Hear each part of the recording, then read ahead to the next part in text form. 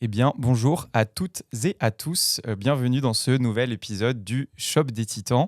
Salut Ariane, tu vas bien? Salut Ben, super, et toi? Eh bah super, nickel. Sur ce nouvel épisode, on a l'honneur de pouvoir recevoir Laura de la Petite Épicerie. Comment vas-tu, Laura? Je vais très bien, merci. On est super content de t'avoir. Ça a été un super beau projet d'accompagner la Petite Épicerie sur l'année 2025. Peut-être pour ceux qui ne te connaissent pas et qui ne connaissent pas la Mhm. Petite Épicerie, tu pourrais nous parler un petit peu de toi et de ce qu'est le projet du coup de la Ouais, Petite bien Épicerie. sûr. Alors moi, je m'appelle Laura Nicoulot, j'ai 37 ans et j'ai fondé la petite épicerie à la suite de mes études. À l'origine, je viens plutôt d'un milieu artistique. J'ai fait des études de design graphique, direction artistique et on s'est lancé avec mon associé Médéric Mille en 2011. L'idée à la base, c'était de transmettre à nos clients notre passion pour tout ce qui est découverte artistique, de former des gens qui ne sont pas forcément des artistes à découvrir plein de techniques créatives. Ça, c'est depuis 2011, donc bien avant que le do-it-yourself explose en France. Aujourd'hui, on est avant tout un site internet parce qu'on s'est lancé avec le site internet. Mais on a aussi 2 boutiques et un site orienté B2B. Sur le site internet, on a 5000 références, dont 500 vraiment conçues par la petite épicerie. Il y en a peut-être qui ne connaissent pas ce que c'est le do-it-yourself. Le do-it-yourself, c'est tout ce qui vous permet de faire vous-même avec vos mains. Donc, si vous avez envie de réaliser des petits bijoux, des objets de décoration, de la papeterie, etc., etc., vous allez tout trouver chez nous. C'est un peu la caverne d'Ali Baba. En tout cas, c'est ce que disent les gens quand ils visitent notre entrepôt. D'ailleurs, je crois que c'est ce que vous avez dit aussi quand vous êtes passé. Notre mission vraiment qu'on s'est fixée dès le début de l'entreprise, c'était de rendre accessible tout ce qui est loisirs créatifs. Donc nous, on ne s'adresse pas forcément à des gens qui sont hyper, comment dire, qui connaissent déjà tout d'une discipline ou d'une autre, par exemple, qui sont hyper calés en aquarelle ou en peinture à l'huile, mais vraiment à des gens qui ont envie de passer une après-midi à se détendre et qui ont envie de découvrir un peu la peinture, un peu faire des bijoux, un peu, voilà, un petit peu à tous les domaines. Ça peut être des activités un peu loisirs, en famille, avec les Exactement. enfants à plusieurs. Ouais. Est-ce que tu as des produits un petit peu type? Alors, on peut parler peut-être de nouveautés, des Mm. derniers produits que vous avez sortis pour qu'on visualise un petit peu plus en Oui. détail. Alors, notre produit phare, c'est Petit Pinceau, qui est la peinture au numéro. Donc, le principe est tout simple. On a une esquisse qui est numérotée et on va aller déposer des couleurs de peinture en fonction du numéro. Tu disais que c'est pour toute la famille, mais c'est vrai que nous, on est assez spécialisé adulte, contrairement à l'image qu'on peut se faire des loisirs créatifs en général. On développe depuis assez peu de temps l'enfant, mais à la base, on est orienté adulte et c'est d'ailleurs ça qui a fait notre singularité. D'avoir des produits qui soient entre guillemets de bon goût et que des adultes, pour les peintures petits pinceaux par exemple, n'aient pas honte d'afficher dans leur salon. Parce que c'est vrai que pour les peintures au numéro, typiquement, si tu voulais en faire, à la base, il n'y avait que les chevaux qui couraient au crépuscule, les chatons dans leur panier. Et les gens faisaient ça, mais ils en avaient honte en fait. Alors que c'est une activité qui détend énormément. Carrément. Et alors, quand tu t'es lancée, tu as développé ton premier site internet toute seule. Comment est-ce que tu t'es lancée sur le web au démarrage? Alors à la base, à la toute base, on s'est lancé sur une plateforme de marché qui a un ancêtre un peu de Etsy, qui s'appelait Dawenda, qui a coulé depuis, qui s'est fait racheter par Etsy. Et petit à petit, on s'est dit que c'était un petit peu dommage parce qu'on avait créé vraiment une communauté sur cette plateforme de marché et les gens achetaient via Etsy Dawanda, mais ils achetaient particulièrement chez nous parce qu'ils avaient vu nos tutos sur Facebook. Et on s'est dit que c'était dommage de céder autant de pourcentage à une plateforme alors qu'au final, les gens venaient vraiment pour la petite épicerie. Et du coup, j'ai développé le premier PrestaShop moi-même. Je crois que c'était PrestaShop 4.6, quelque chose comme ça. Et au fil du temps, on a fait 2-3 refontes sur PrestaShop. Ok, tu as suivi du coup les différentes évolutions de PHP, du coup de PrestaShop. Ouais, on a... Ok. Et tu avais été accompagné du coup sur les projets de refonte ensuite petit à petit avec des agences? On n'avait jamais travaillé avec des agences avant vous Ok. sur la partie vraiment web. J'ai travaillé avec 2 freelances différents, Ok. mais qui me faisaient des petites missions. Mais c'est vrai que c'est moi qui avais plus ou moins les accès serveurs et qui installait mes modules, qui était assez autonome. Et donc en 2025, tu changes un petit peu ton fusil Ouais. d'épaule là-dessus. Oui, alors en fait, la société a quand même énormément évolué. On s'est retrouvé avec un système où on avait les sites internet de la petite épicerie, le site B2B qui était sur PrestaShop, les boutiques qui étaient chez Odoo, qui étaient super compliquées à gérer. Et pour moi, PrestaShop devenait de plus en plus obsolète. Et c'était vraiment devenu un frein en fait pour les équipes. On s'habitue à travailler avec des outils qui ne sont pas complètement adaptés, donc on s'habitue à faire avec les bugs. En plus, avec le temps, comme l'outil ne correspondait pas tout à fait à nos besoins, on avait installé plein de modules qui eux-mêmes avaient des conflits entre eux. Et du coup, on s'habitue à fonctionner avec tout un tas de bugs et à prendre des chemins détournés pour parvenir à nos fins. Donc, c'était un projet qu'on avait de longue date. Ça faisait 2 ans que j'en parlais aux équipes. Et on fait toujours une grande réunion en début d'année. Je leur avais dit en 2025, on finit pas l'année avec PrestaShop. C'est hors de question. Et voilà. Et donc, comment tu avais orchestré un petit peu ton besoin justement de cette refonte? Est-ce que tu t'es dit, puisque là, du coup, tu as parlé donc, des boutiques, du B2B, de la partie B2C, comment est-ce que tu as réfléchi, ou les équipes en tout cas de la petite épicerie ont réfléchi au séquençage un petit peu de ces éléments? Est-ce que tu t'es dit d'emblée, je veux tout changer, je veux passer sur un truc un peu central, ou tu as plutôt réfléchi step by step, d'abord un bloc, ensuite un autre, ensuite un autre? Alors déjà, c'est vrai que c'était hyper important pour moi de centraliser. Parce que par exemple, lorsqu'on qu'on éditait les chiffres, chaque semaine, pour connaître le chiffre d'affaires exact de la société, Médéric, il passait 1 heure parce qu'il devait réussir à réconcilier toutes les données. Donc ça, j'étais sûre et certaine que je voulais trouver une plateforme qui soit capable de tout centraliser. Et après, on a choisi mais en discutant avec vous, je crois, mais de faire un calendrier un petit peu échelonné, de d'abord lancer le site internet, puis de lancer les boutiques et ensuite de lancer le B2B. Mais ça correspondait aussi au temps fort de chacun des 3 pôles. On a lancé le site internet le 28 août. Parce que c'est une période un peu plus calme, on est à la fin de l'été, les clients sont pas trop présents sur Internet, donc c'était le bon moment pour le faire. Par contre, en boutique, c'est le moment où les clients reviennent, ils font leurs achats de rentrée. Du coup, c'était pas possible pour nous de faire le changement à ce moment-là. Du coup, on l'a fait autour du 10-15 octobre. Pareil, là, un moment où c'est plus calme, en temps normal. On est juste avant Halloween, qui est une période forte, donc je trouvais que c'était le bon moment de l'implanter. Et puis après, en 2025, les B2B ont eu vraiment beaucoup de clients et une saison d'hiver hyper animée. Et du coup, eux nous ont demandé de décaler la migration au 15 décembre. Même pour toi qui coordonne un petit peu tout ce projet Shopify au sein de la petite épicerie, c'est important de pouvoir séquencer un petit peu tes périodes de contribution à chacun des pans de la migration. Oui, et puis je trouve que c'était hyper important de faire au final tout au fur et à mesure. A posteriori, je trouve que c'était vraiment une bonne solution. Parce que sinon, quand tu as des bugs ou des dysfonctionnements, tu n'arrives pas à identifier d'où ils viennent. Quand tu fais tout en même temps, je pense que tu as un petit peu le ciel qui tombe sur la tête quand il y a des bugs. Et j'étais la personne référente au sein de l'entreprise. Donc là, c'était bien, j'avais les pôles qui venaient me voir les uns après les autres. C'est vrai que si tu as la possibilité justement d'avoir des blocs qui peuvent être un petit peu autonomes en termes de gestion, on le recommande aussi. Tout lancer en même temps d'un coup, faut être bien accroché, sacrément chaud, il faut vraiment que le plan soit un peu rodé. Et c'est vrai qu'il y a un peu cette approche qui se fait beaucoup, notamment dans le web, etc. On parle beaucoup du MVP, donc le Minimum Viable Product, qui est quelle est la version light pour laquelle on se dit notre produit va fonctionner. Et du coup, commencer peut-être par la partie B2C, c'était peut-être la bonne approche.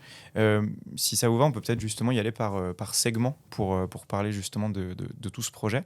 Si on se fait un focus justement sur cette partie B2C, est-ce que tu avais, toi, en tête des échelons spécifiques? Est-ce que tu avais en tête peut-être des moments un peu stratégiques sur ton évolution par rapport au fonctionnement que tu avais sur ton PrestaShop?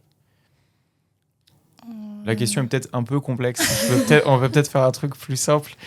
Sur la partie B2C, est-ce que tu as rencontré lors de la refonte peut-être des challenges un peu spécifiques liés au fait que sur PrestaShop, ça fonctionnait de manière un petit peu différente initialement? Est-ce qu'il y a eu des blocages sur le passage justement de la première plateforme à la seconde?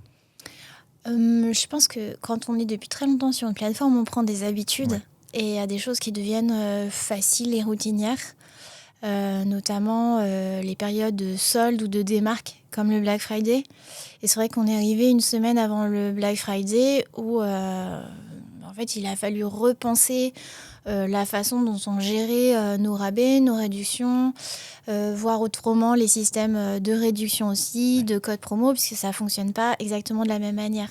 Après, pour moi qui suis quelqu'un de créatif, je trouve ça génial parce que c'est un nouveau terrain de jeu. Ouais. Et quand tu as déjà un peu tout exploité sur l'ancienne plateforme, là, tu découvres des dizaines de possibilités. Mais ça demande de l'énergie pour mettre en place, au début, les premières périodes de remise, je sais pas, même les frais de port, tout ça ne se gère pas de la même façon d'une plateforme à l'autre. Donc, oui, carrément. Il faut être aussi gymnastique, quoi. Bien sûr, il faut être dans l'optique de faire cette gymnastique quand on passe d'un CMS à un autre. Toi, tu étais prête et tu sentais que tes équipes étaient prêtes à le faire à ce moment-là? Alors, moi, j'avais un petit peu regardé ce qui existait sur le marché. J'avais testé les dernières versions de PrestaShop parce que PrestaShop, c'est pas une solution qui se met à jour automatiquement comme Shopify. Donc, j'avais regardé ce que donnaient les mises à jour et pour moi, c'était pas assez performant par rapport à ce que j'en attendais. J'avais aussi regardé, il existe une solution qui s'appelle Silius. Oui. J'avais un petit peu regardé, mais j'avais pas envie de me lancer encore dans une solution open source. Parce qu'il y avait aussi cette question, la gestion des serveurs. Alors certains voient ça sur Shopify comme un inconvénient. Moi, je vois ça plutôt comme un avantage. Parce que la gestion serveur, c'est vraiment un métier spécifique. Et on a beau être assez technique, savoir explorer. Franchement, c'est encore une autre compétence que la mienne. Du coup, j'avais pas envie de me relancer là-dedans. Et j'aurais très bien aussi pu choisir de développer Odoo, qu'on avait sur les caisses, de le mettre en version e-commerce. Ça, je pense que c'était pas une bonne idée. Donc, j'ai pas tenté. C'était pas du tout instinctif. Mais comme c'était un projet d'envergure pour le site internet, j'avais déjà anticipé. Et en 2023, j'avais créé un mini-site, donc petitpinceau.com, des produits phares, où j'avais pu tester en réel ce que donnait Shopify. Et ça, c'était génial parce que du coup, j'ai pu aussi convaincre mon équipe en leur montrant à quel point ça fonctionnait bien et me convaincre moi-même de l'intérêt de la bascule. Le site Petit Pinceau, c'était incroyable. On l'a lancé et un mois après, on faisait déjà des ventes. Et on s'est rendu compte que ça convertissait tellement mieux qu'on a orienté toutes nos publicités méta, par exemple, vers Petit Pinceau. Ok, donc en fait, il y a quand même eu cette phase. C'est vrai que je l'avais complètement oublié parce que je crois que Oriane, toi aussi, tu connaissais la petite épicerie avant qu'on collabore avec toi. J'habitais au-dessus de la petite épicerie quand j'étais étudiante. Ah ouais, c'est incroyable. Le monde est petit. Ouais, et moi, ma copine avait carrément fait mon petit pinceau. On en a un qui affichait chez nous le tigre. Ah oui, tigre fleuri. Le tigre fleuri, le tigre fleuri chez nous. Donc en fait, il y a quand même eu cette phase où tu as eu l'opportunité, toi, de tester justement la plateforme Shopify pour te faire déjà un petit peu une idée et te conforter sur le fait de OK, je veux partir sur Shopify. Moi, j'adore explorer moi-même les solutions. Et tu vois, je trouvais ça bien. Au final, on aurait pu faire appel à quelqu'un qui vienne opérer tout ce changement au sein de l'entreprise. Et au final, j'ai trouvé ça hyper bénéfique que je sois porteuse de ce changement parce que je connais très bien l'entreprise, je connais les problématiques rencontrées par les différents salariés.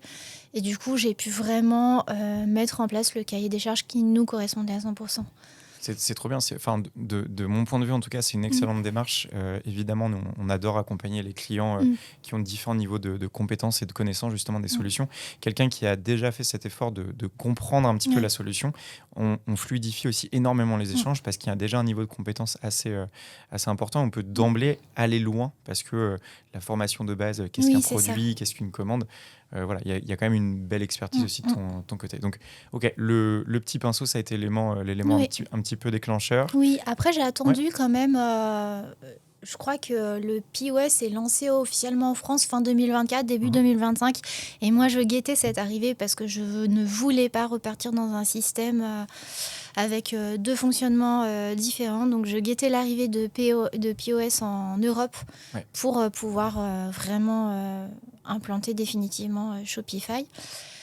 Après, sur tout ce qui est changement, c'est sûr qu'il y a toujours un peu de réticence et des petites inquiétudes du côté des équipes. Et c'est vrai que les sites internet, c'est notre outil de travail. Je crois que les plus grosses inquiétudes, c'était finalement en boutique. Parce qu'en boutique, quand vous êtes face à un client et que le logiciel ne fonctionne pas, c'est hyper déstabilisant. C'est déstabilisant, c'est stressant. Les clients ne vous font pas toujours de cadeaux. Et je m'étais prévu, donc toi, tu es venu installer la solution sur une journée. Moi, je m'étais prévu 2-3 jours sur place pour aider, pour regarder s'il y avait des petits bugs, les aider à prendre en main la caisse. Au bout de, 3 heures, elles étaient tellement satisfaites, c'était tellement intuitif que finalement... je suis repartie parce qu'elles avaient tout compris. Et maintenant, je pense que je leur demanderais de revenir en arrière. Ça serait impossible. Ouais. Ce qui a aidé aussi à une prise en main assez rapide et fluide, c'est que vous aviez vachement fait l'exercice de travailler sur votre cahier des charges en amont. On n'est pas arrivé en magasin comme ça en découvrant toutes vos problématiques. Oui. On avait quand même vachement balisé, vous aviez vachement balisé le terrain en disant, voilà, nous, on envisage de passer sur POS, mais il faut qu'on prenne en compte ça. Oui, ça a aidé parce que... du coup, quand on apporte la solution à l'équipe, ils savent qu'on a déjà exploré, qu'on a déjà pris conscience et anticipé les principaux enjeux. C'est plus ce qu'on avait sur le POS. On avait par exemple les sacs qui devaient être très visibles, qu'on pouvait ajouter gratuitement sur l'écran. Tous tes petits produits sans code barre. Les produits sans code barre. Les breloques. Les breloques, voilà. Mais c'est vrai que ça s'est hyper bien passé. Ils sont passés de la 2 chevaux à la Ferrari, donc elles sont hyper contentes. Même au début, elles étaient déstabilisées parce qu'elles utilisaient les temps de latence de Odoo qui étaient hyper lents, parce qu'on a un très gros catalogue. Ouais. C'est ça la difficulté sur tout la petite épicerie, c'est qu'on a 5000 refs. Et du coup, sur Odoo, quand elles cherchaient un produit, ça mettait beaucoup de temps. Donc, elles en profitaient pour sympathiser avec le client, lui demander s'il avait la carte de fidélité, etc. Et au début, la seule chose qu'elle me disait, mais on va devoir reconstruire complètement la façon dont on échange avec le client, parce que ça va trop vite. Et du coup, ils ont payé, ils sont partis. On n'a pas eu le temps de leur proposer quoi que ce soit. Mais bon, ça, ils sont vite habitués. C'est vrai que sur la partie POS, du coup, tu as pris le choix aussi de prendre le kit complet, le countertop, pour avoir vraiment tout le dernier matériel. Oui. Et du coup, c'est vrai que tu as pu utiliser un petit peu cette expérience POS un petit peu au maximum là-dessus. Ouais. Est-ce que sur les installations matérielles, tu as rencontré des petites... J'ai adoré. Non, pas du tout. Alors, c'est les soucis, je dirais, liés au fait que Shopify est nord-américain. Et il y a certains petits problèmes qu'on a rencontrés, notamment sur l'imprimante. Alors, tu sauras mieux dire que moi, mais il y a une histoire de législation européenne. Exactement. En fait, il y a une logique de connexion qui est changée, qui est passée justement de normes européennes. Et du coup, toutes les imprimantes doivent avoir un niveau de sécurité pour éviter que tout se connecte trop vite. Et ce qui est un petit peu dérangeant, puisque du coup, sur POS, tout se connecte très vite. Donc, on a été en effet obligé de passer la journée, non pas faire les tests, mais plutôt aller dans les paramètres de l'imprimante pour pouvoir changer tout ça. C'était une belle expérience à vivre en tout cas. Mais une fois que c'est résolu, c'est un problème qui n'a pas du tout pesé sur les équipes. Elles n'ont même pas vu où était le problème, étant donné que nous, on est arrivé la veille, on leur a installé, elles ont pris en main. Pour elles, c'était complètement transparent et ça marchait hyper bien. Donc, ça restera vraiment pas un souci. Justement, elles ne se sont pas fait une idée de Shopify négative comme on avait tout installé en amont. Ouais, c'est sûr. C'est vrai que l'UX, en tout cas côté, côté justement vendeur, tout est ultra facile. Exceptionnel. Et même sur le petit terminal de paiement, le fait de pouvoir changer l'image. Nous, on essaie d'exploiter un maximum tous ces potentiels. Là, on a mis une image de Noël, on avait mis une image d'Halloween, on essaie de changer. Je trouve que c'est génial. Ouais. Et c'est pour donner un peu une visibilité aussi côté Shopify, voilà, la partie omnicanal, c'est quelque chose de très important pour eux. Et du coup, on le voit quand on suit un petit peu la roadmap des fonctionnalités qui sont sorties. Je ne vais pas dire qu'une fonctionnalité sur 2 est pour POS, mais on en est assez proche ces derniers temps. Donc ça innove. Le fait de pouvoir modifier le terminal, c'est quelque chose d'assez récent. C'est sorti à l'été 2025, donc ça bouge beaucoup. Ça, c'est ce que je trouve génial, c'est d'avoir sans arrêt des petites nouveautés qui sont ajoutées. Là, justement, sur POS, j'ai vu dernièrement qu'il y avait un outil pour faire l'inventaire plus facilement qui est apparu. Je trouve ça hyper agréable parce que tu as vraiment l'impression qu'on te suggère des choses auxquelles parfois tu n'as même pas pensé, mais qui t'aident à améliorer ton business. Le sujet... Là où c'était plutôt à l'inverse sur PrestaShop. Moi, j'avais une idée en tête et je devais absolument trouver le module qui correspondait ou m'adapter aux fonctionnalités. Vous êtes vraiment devenus des ambassadeurs Shopify. Ouais, c'est fou. Hein. Le sujet qui est toujours un petit peu touchy avec POS, qui reste, comme tu l'as dit, une solution qui est quand même très, très récente. Elle est sortie un peu plus tôt aux États-Unis, je crois que c'était 2023, justement. 2023, c'est ça. Mais tu vois, les TPE, c'était même pas accessible en France. Donc, je voulais pas... j'aime bien faire les choses vraiment à fond. Ouais, ok. Et du coup, je voulais pas encore faire à moitié avec un TPE de la banque, relié, machin. La double saisie. Ça, c'est vrai que ça, là-dessus, Shopify, du coup, c'est qu'avec les terminaux POS que tu peux l'activer, mais c'est ce que tu évoquais tout à l'heure. Et j'ai un peu cette image, parce qu'on allait voir un autre client aussi sur un pop-up aujourd'hui. Et c'est pareil, on a le même retour. C'est-à-dire que tu saisis le montant, etc. Sur le terminal de paiement, tu as l'information. Si tu te connectes, il y a écrit bonjour, nom du client. Tu vois ton panier qui se remplit. Et dès que tu cliques sur aller au paiement, pouf, ça apparaît direct. Tu n'as pas besoin de poser la question en espèces, par carte. Et comme les gens ont leur téléphone, c'est vrai que des fois, ils sont repartis. On n'a même pas eu le temps de valider la vente avec eux, de leur dire merci, au revoir, qu'ils sont déjà au bout du magasin. Mais bon, c'est super agréable pour eux, je pense. Et donc, du coup, tu as deux boutiques. Et dans chacune de ces boutiques, tu as 2 caisses, c'est ça ? C'est ça. Ouais. Est-ce que, du coup, il y a des moments où il y a peut-être beaucoup de personnes en boutique et du coup, est-ce que vous utilisez aussi les fonctions téléphone, justement, de POS pour accompagner les ventes ? Alors, on en avait parlé au Black Friday et je t'avoue, je ne sais pas si les filles l'ont fait, mais en tout cas, on l'a testé plusieurs fois avec Céline et c'est vrai que c'est vraiment génial aussi. Bon, je vais arrêter d'en dire du bien, ils vont encore augmenter leurs tarifs. Hein. Si tu veux envoyer que des messages positifs, ça nous va très bien, il n'y a pas de problème. Est-ce que tu avais d'autres questions sur la partie POS, Ben ? Non, c'est à peu près tout. Je pense qu'on est... Si, j'en ai une très importante. Parce que moi, je sais qu'il y a des limitations sur POS, plutôt sur la logique un petit peu synergie, logistique, stock, migration, transfert. Quels sont un peu les pain points que tu as pu rencontrer, toi, si jamais il y en a ? Alors oui, on a le souci actuellement et qu'on doit régler ensemble de transfert de stock d'un entrepôt à une boutique. L'idée, c'est de faire en sorte que si vous transférez 100 pièces de l'entrepôt à la boutique, les 100 pièces s'ajoutent bien dans l'inventaire de la boutique et qu'il y ait une sorte de commande qui soit passée sans être vraiment une commande, mais qu'en tout cas, elle soit facile à préparer. Actuellement, on n'a pas trouvé encore l'option magique. Après, il existe plein de façons de faire, d'après ce que j'ai compris, mais c'est pas encore idéal et efficace. C'est ça. Ils essayent, là, du coup, côté Shopify, de réinternaliser Stocky, qui était un module un petit peu externe, qui ressemble un petit peu à un Google Sheet, du coup, pas très ergonomique. Donc, petit à petit, ils cherchent à venir le réinternaliser, justement, sur Shopify. Mais en effet, la solution reste jeune. C'est un peu des limitations là-dessus. Donc, voilà, on attend avec impatience une innovation, une nouveauté, etc., pour fluidifier ce truc-là. Maintenant, à voir avec Shopify si c'est dans la roadmap de venir internaliser toute cette partie. C'est vrai que ça va parce qu'on a 2 points de vente, mais je pense que des gens qui gèrent tout un réseau de magasins, ça peut très vite devenir compliqué. Il vaut mieux avoir un backup avec une solution externe. Enfin, c'est ce qu'on recommande, nous, en tout cas, chez Mono, c'est sûr. C'était ma dernière question sur le POS. Merci, Ben. Non, je voulais aussi en profiter pour rebondir un petit peu sur la partie B2B. On l'a assez peu évoqué et je pense que beaucoup de personnes qui nous écoutent sont en train d'imaginer un site qui concatène le POS, le B2C, le B2B. Et en fait, non, c'est pas le parti pris que tu as pris en ce qui te concerne. Alors, pour la partie B2B, nous, on ne vend que les produits en notre nom propre. Donc, on a environ 500 produits. Alors que sur le site La Petite Épicerie, on a 5000 références. Et je trouvais ça pas forcément évident d'aller mélanger B2B et B2C. J'ai choisi de les séparer. Et aussi, je trouvais que ça nous évitait de faire des très grosses boulettes, comme d'envoyer des mails B2B à des B2C. On sent le vécu. Ou autre petite chose comme ça qu'on a pu faire par le passé.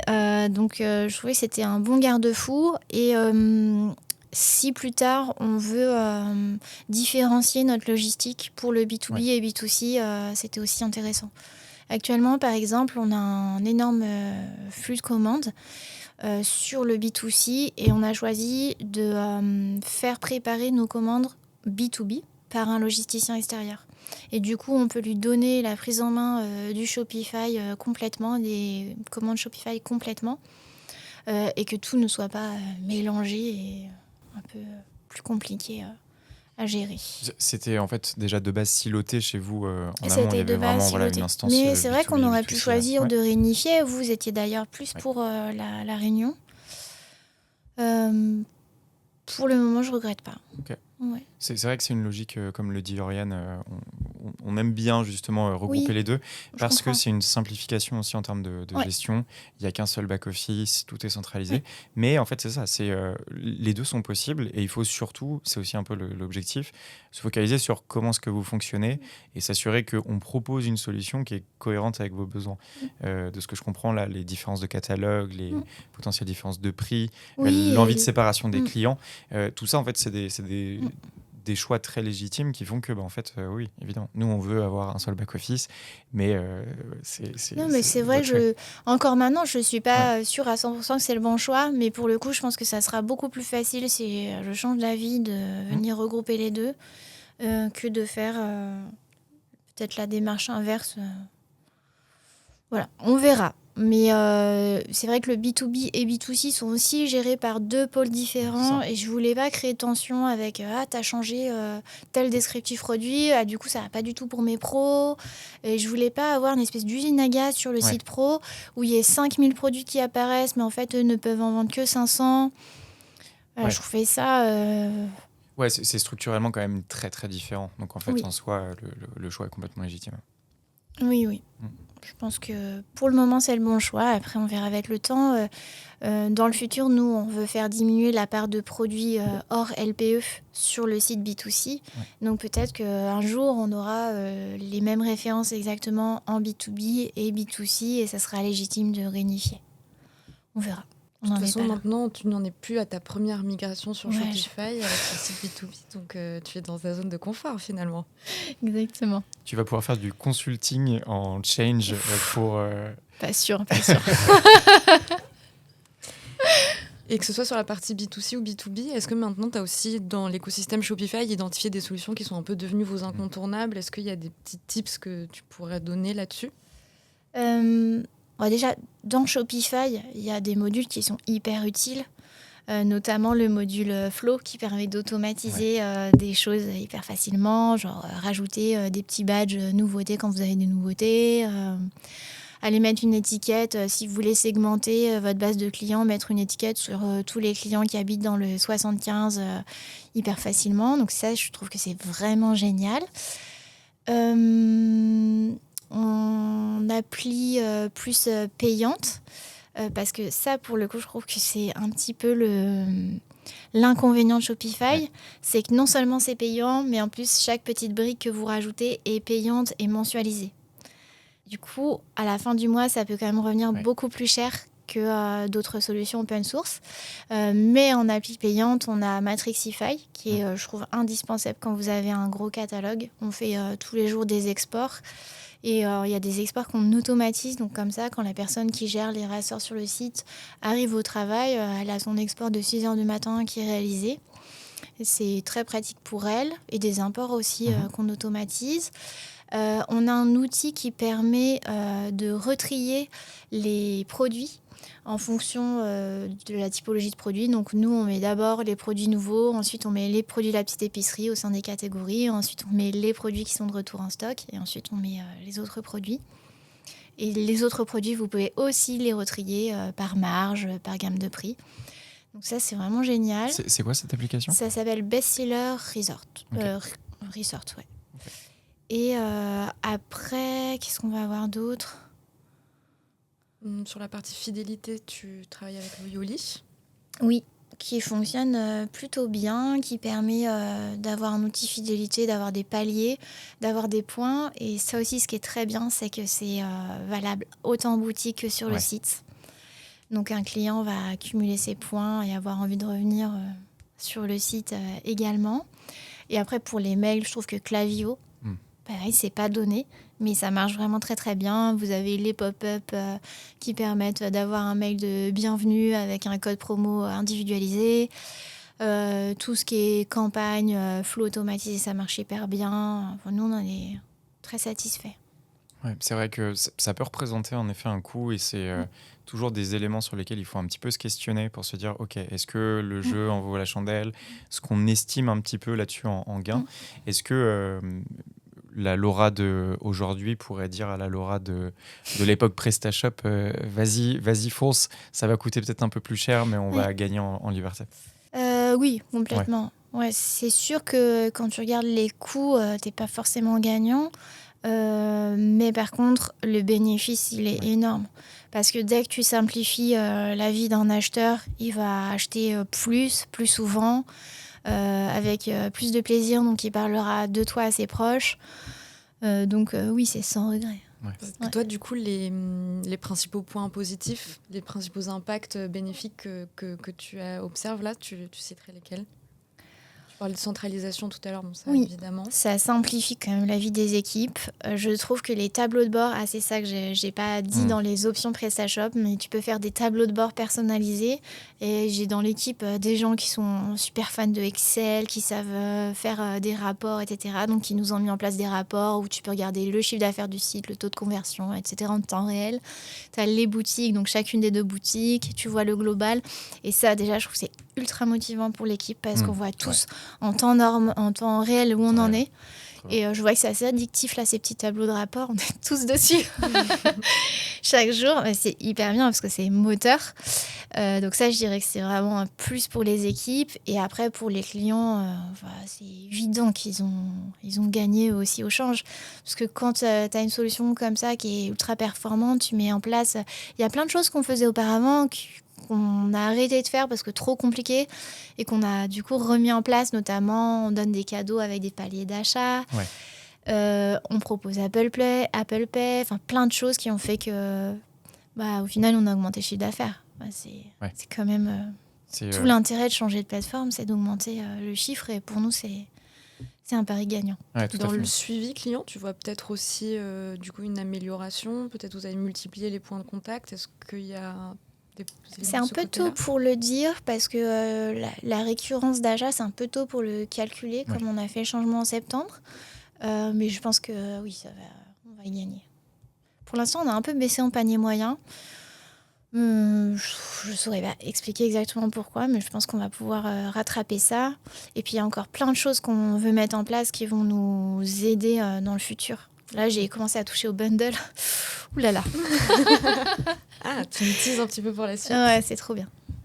Okay. Ça marche hyper bien. J'ai mis des bundles de stylos et j'ai vu qu'en une semaine, on avait vendu 20 bundles. C'est incroyable. Les gens ont vraiment un désir de se faciliter la vie et de ne pas passer trop d'heures quand même à faire leurs achats. Et du coup, Shopify, pour ça, c'est excellent. Tout est prévu pour que ça soit simplifié. Il y a un tunnel d'achat qui est quasi aussi simple qu'Amazon, en vrai. Donc, Tu passes sur l'application de base de Shopify Bundle ? Oui. Ouais, c'est ça. Ouais, okay. Pour le moment. Ouais. Qui évolue aussi un petit peu. Voilà, l'application était neuve il y a quelques temps. Bon, il y a quelques temps maintenant, mais et voilà, on voit en fait petit à petit les évolutions là-dessus. Et c'est pour revenir un petit peu sur ce comparatif entre l'open source et le SaaS. C'est un peu ça, c'est que tu investis un petit peu dans la R&D de ta propre solution. Donc, au lieu d'avoir une équipe qui vient constamment développer des modules, des briques, assurer le suivi des serveurs, etc., là, tu dis, OK, bon, je paye un peu plus, mais voilà, j'investis un peu dans cet outil et je me place là-dessus. Ouais. Puis c'est vraiment aussi quand tu travailles avec un leader comme ça, c'est hyper facile. Quand tu veux greffer un ERP, forcément, il a le connecteur. Quand tu veux installer une solution mail, si un jour on veut changer et mettre Mailchimp au lieu de Klaviyo, c'est sûr qu'il y aura le connecteur. Tout est actualisé, donc ça rend tout plus simple.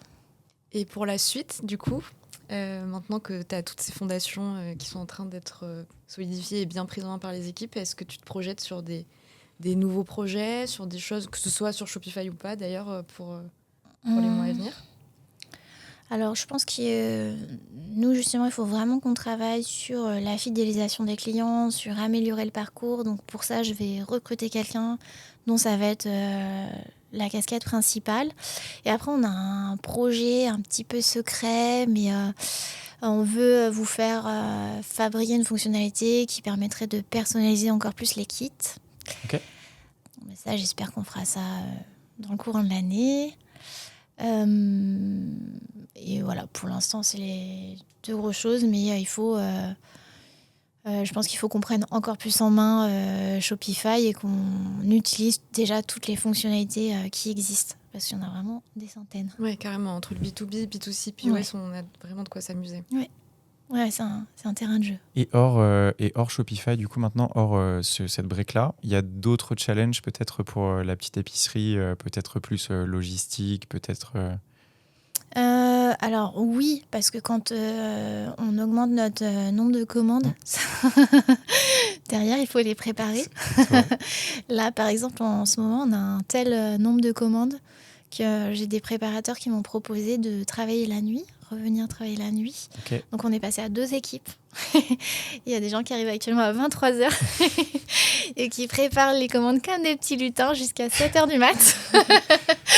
Et moi, j'ai une seconde équipe qui prend le relais. Mais franchement, ça, c'est trop des bons problèmes. Oui, on est trop contents et même ça amuse tout le monde d'en arriver là. Mais clairement, ça va quand même être un enjeu, la logistique, de comment on s'organise, comment on fait. Après, on a déjà des solutions parce qu'on a déjà un logisticien extérieur chez qui on fait préparer les grosses commandes. Et après, moi, ma volonté pour 2026, c'est aussi de réussir à prendre du recul par rapport au e-commerce et à pouvoir me consacrer à nouveau au développement de nouveaux produits, à l'invention de nouvelles tendances, de nouvelles choses. Parce que un site e-commerce, ça marche si vous avez des nouveautés qui sont bien, si le produit est bien à la base. Et puis surtout dans ton univers très, très créatif, il faut constamment proposer faut sur les produits qui ont marché des nouvelles tendances, mon petit pinceau, des nouvelles peintures et après des nouvelles typologies de produits. Quoi. Trop bien. Et je pense qu'on a fait le tour. Super, merci à vous deux. Merci de t'être prêté au jeu de l'interview, Laura. Avec plaisir. Et puis du coup, à bientôt. Merci Laura. Salut, à bientôt.